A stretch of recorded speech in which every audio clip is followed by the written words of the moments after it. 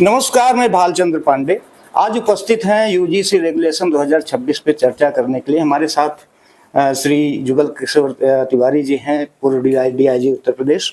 आज इनसे चर्चा करेंगे कि यूजीसी पे जो नियम आया है यूजीसी रेगुलेशन 2026, इसके बारे में आपके विचार जानना चाहेंगे कि जो सवर्ण समाज द्वारा यूजीसी रेगुलेशन 2026 का विरोध किया जा रहा है तथा इसकी तुलना 1872 में ब्रिटिशर्स द्वारा लाया गया कानून 1872, जिसमें कुछ जातियों को चिन्हित किया गया था कि अपराधी हैं, ऐसा आरोप लगाया जाता था, उनसे तुलना की जाती है, उसी पर चर्चा करेंगे। सर, ये जो यूजीसी रेगुलेशन 2026 लाया गया यूजीसी द्वारा, क्या वास्तव में ये 1872 ब्रिटिशर्स द्वारा जो कानून बनाया गया था उससे तुलना की जा सकती है क्या? बिल्कुल, रॉलेट एक्ट से इसकी तुलना की जा सकती है, क्योंकि उसमें कुछ जातियों को जन्मजात अपराधी मान लिया गया था।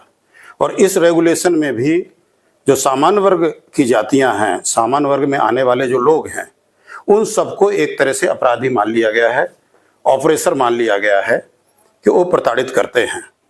इसमें कुछ ऐसे भी प्राविधान हैं कि जिसमें अब उनको ये सिद्ध करना होगा कि साहब हमने इस प्रकार का कोई अपराध नहीं किया है, और जो शिकायत करता है वो जरूरी नहीं कि वो कोई और साक्ष्य ऐसा ला करके इस तरह से दे। और इसमें जो इक्विटी कमेटी बनाई गई है, स्क्वाड बनाया गया है, मतलब घूम घूम करके वो देखेगा। और सबसे खतरनाक बात इसमें यह है कि जो इसका 3 जो है आपका ई है, उसमें यह है कि प्रत्यक्ष या अप्रत्यक्ष या अंतर्निहित। अप्रत्यक्ष तो सब समझते हैं कि प्रत्यक्ष में हमने कुछ भी ऐसा नहीं किया, फिर भी आपने मान लिया कि अप्रत्यक्ष रूप से ये ऐसा कह रहे थे।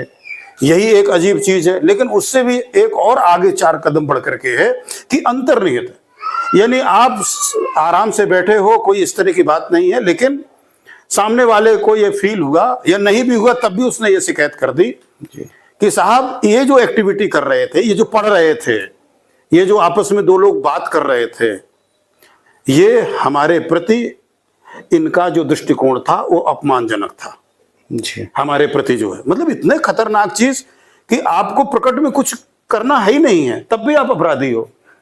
और फिर इसमें जो कमेटी में लोग हैं, उसमें से अनरिजर्व कैटेगरी के लोगों को नहीं शामिल किया गया, उनको ही मैंडेटरी किया गया है। वही शिकायत करता है, वही शिकायत सुनेगा, वही डिसीजन लेगा और वही आपको सजा निर्धारित करेगा।